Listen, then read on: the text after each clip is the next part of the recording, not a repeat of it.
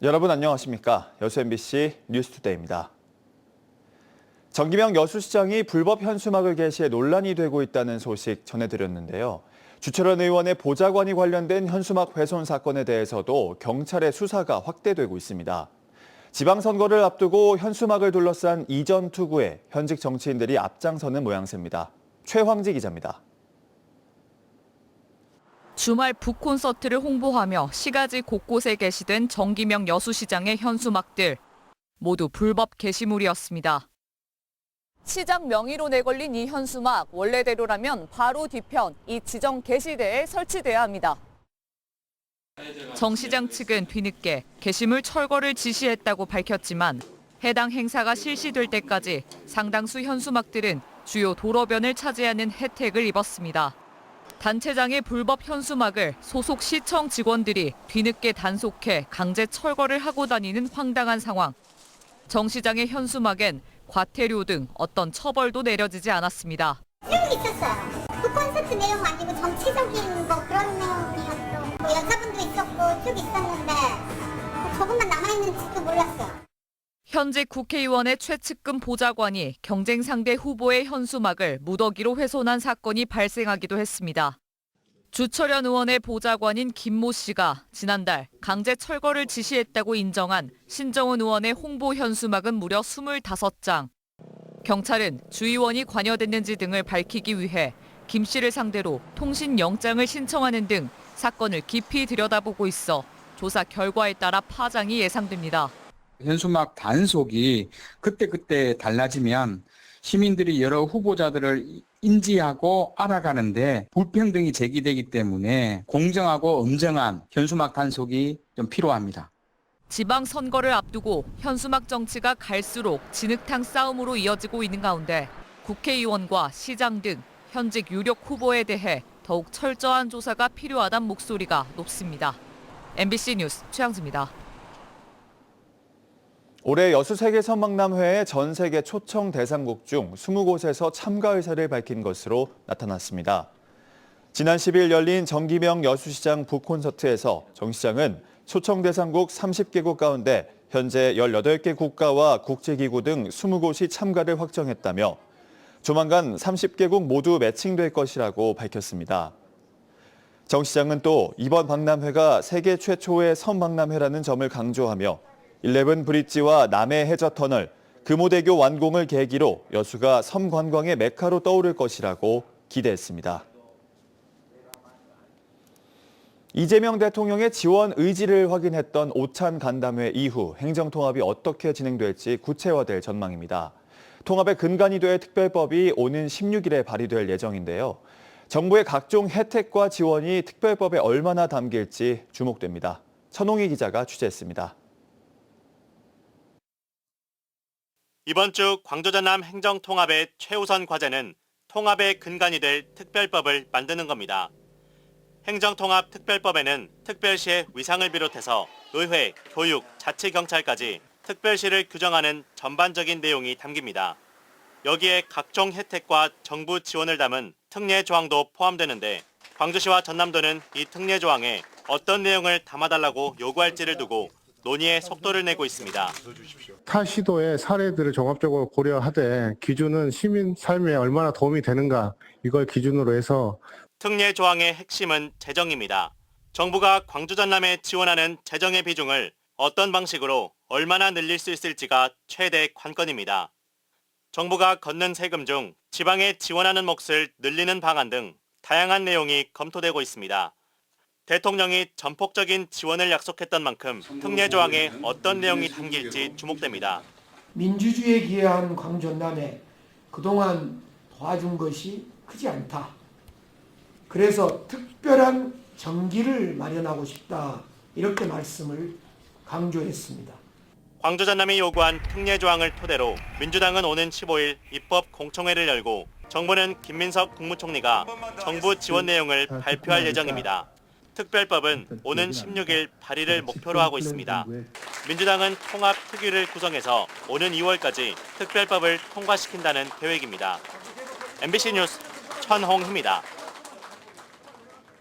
더불어민주당 전남도당은 오늘 제2차 상무위원회의를 열고 전남 광주 통합 추진에 대한 당론 의결에 나섭니다.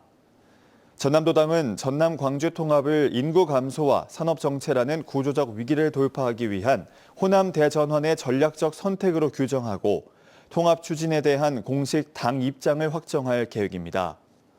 상무위원회의 직후에는 전남 광주 통합 결의대회를 열어 통합 추진의 필요성과 원칙을 공식적으로 밝힐 예정입니다.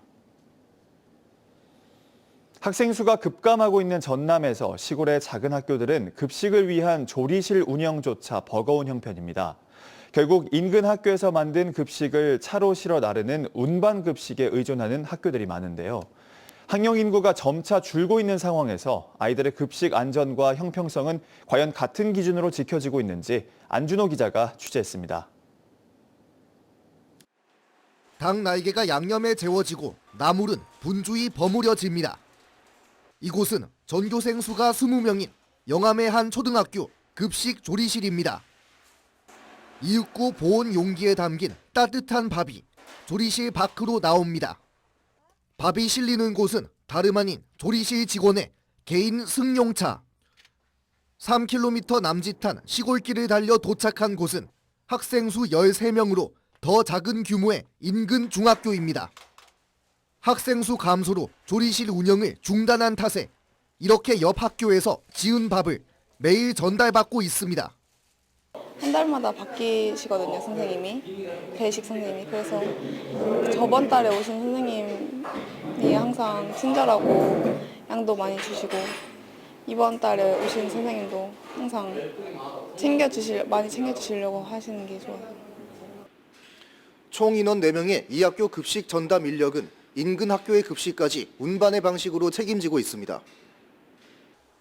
운반 급식이라는 이름으로 다른 학교에서 급식을 전달받는 전남의 작은 학교는 모두 66곳. 조리실 운영을 멈춘 학교들은 급식실을 리모델링해 독서와 토론 수업을 겸하는 다목적 공간으로 활용하고 있습니다. 문제는 급식을 어떻게 어떤 환경에서 옮기느냐입니다. 과거 냉장이나 냉온 관리가 가능한 차량이 아닌 일반 택시로 급식을 운반하며 위생 논란이 불거지기도 했던 상황. 이후 일부 제도 개선이 이뤄졌지만 현실은 여전히 과도기 상태입니다. 현재 전남 운반급식 학교 가운데 냉장 탑차를 이용하는 곳은 45.5%.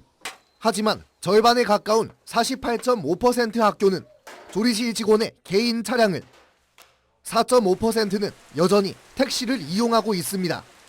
전남교육청은 소규모 학교 특성상 냉장 탑차 계약 자체가 쉽지 않다고 설명합니다. 급식 물량은 적고 이동 거리는 짧아 냉장 탑차 업체들도 효율성을 이유로 계약을 꺼린다는 겁니다. 냉장 탑차 차량 예산 지원은 가능하고 또 현실적인 실제 운반 비용을 지원할 수 있음에도 불구하고 현장에서 음식물을 운반해 줄 수 있는 그런 차량들이 계약이 어렵기 때문에 부득이하게 학교 차량을 운영하고 있습니다. 차별 없는 교육 복지와 학생 건강을 위해 마련된 운반 급식 제도. 심화되는 학령 인구 감소 위기 속 필연처럼 따라붙는 작은 학교의 급식 고민은 앞으로 더 깊어만 갈 전망입니다. MBC 뉴스 안준호입니다. 전남도가 올해 섬과 어촌, 해양관광 분야 56개 사업에 3,080억 원을 투입합니다. 주요 사업으로는 섬 성장 촉진 지역 개발과 복지 사업, 어함 개발, 해양 레저 관광 등으로 섬 정주 여건을 개선하고 어촌 경제에 활력을 불어넣을 수 있도록 지난해보다 예산을 524억 원 늘렸습니다. 특히 여수세계 선박람회 성공 개최를 위한 국내외 홍보와 콘텐츠 마련을 차질 없이 추진하고 정부 기념행사인 제7회 섬의 날도 사전 행사로 연계해 섬의 가치와 의미에 대한 공감대를 넓힐 계획입니다. 올해 K리그1 승격을 목표로 한 전남 드래곤즈가 태국 방콕에서 2차 동계 전지훈련에 돌입합니다. 선수단은 오는 30일까지 진행되는 훈련에서 기초 체력 강화와 전술 훈련 등 실전 위주의 프로그램으로 조직력 강화에 집중할 예정입니다. 박동혁 감독은 출국 전 기자회견을 통해 올해는 최대 4팀이 승격할 수 있는 기회의 시즌이라며 반드시 K리그1으로 승격해 명문 구단으로 재도약하겠다고 각오를 밝혔습니다. 여수 MBC 뉴스투데이를 마칩니다. 시청해주신 여러분 고맙습니다.